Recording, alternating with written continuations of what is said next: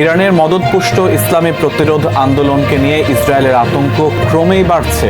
ইসরায়েলের চারদিকে 19টি সশস্ত্র সংগঠনগুলোর মধ্যে কেবল লেবাননের হিজবুল্লাহ ও ফিলিস্তিনের হামাস ইরানের পক্ষ হয়ে সক্রিয় অবস্থানে রয়েছে বলে জানিয়েছে ভয়েস অফ আমেরিকা।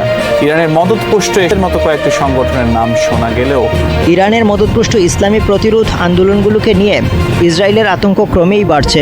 জো টুরম্যান নামে একজন ইসরায়েলি বিশেষজ্ঞকে উদ্ধৃত করে ভয়েস অফ আমেরিকার এক রিপোর্টে বলা হয়েছে, ইসরায়েলের চারদিকে 19টি সশস্ত্র সংগঠন ইরানের পক্ষে সক্রিয় রয়েছে। এইসব দলের পরিবর্তিত কৌশল সম্পর্কেও ওই রিপোর্টে বলা হয়েছে। রিপোর্টে আরও বলা হয়েছে, ইরান শিয়া সুন্নি খ্রিস্টান সহ নির্বিশেষে ইসরায়েল বিরোধী যে কোনো গ্রুপকে সাহায্য দিয়ে আসছে। ইসরায়েল বিরোধী সব গ্রুপ ও দল এখন সমন্বয়ের মাধ্যমে অভিন্ন কৌশল নিয়ে কাজ করছে এবং কোন গ্রুপের কী কাজ তাও নির্দিষ্ট করা আছে।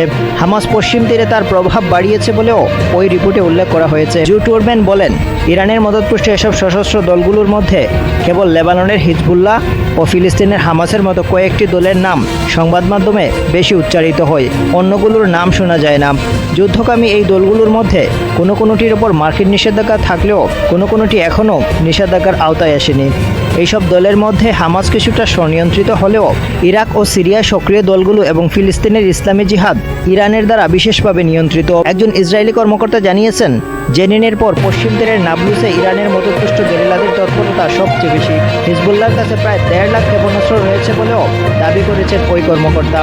ইসরায়েলি তথ্য অনুযায়ী হিজবুল্লাহর কাছে ইতিমধ্যে ইরানের উন্নত মানের প্রিসিশন গাইডেড মিসাইল পৌঁছে গেছে।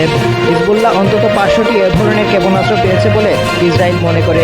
ইসরায়েলের আয়রন ডোম ক্ষেপণাস্ত্র প্রতিরোধ ব্যবস্থা হিজবুল্লাহর কম সংখ্যক ক্ষেপণাস্ত্র ঠেকাতে সক্ষম হবে বলে ইসরায়েলি বিশেষজ্ঞরা আতঙ্কের মধ্যে রয়েছেন। এর আগে জুলাই মাসের শেষের দিকে হিজবুল্লাহর আকাশ প্রতিরক্ষার সক্ষমতা বেড়ে চলায় উদ্বেগ প্রকাশ করেছিল ইসরায়েলের সামরিক বাহিনী।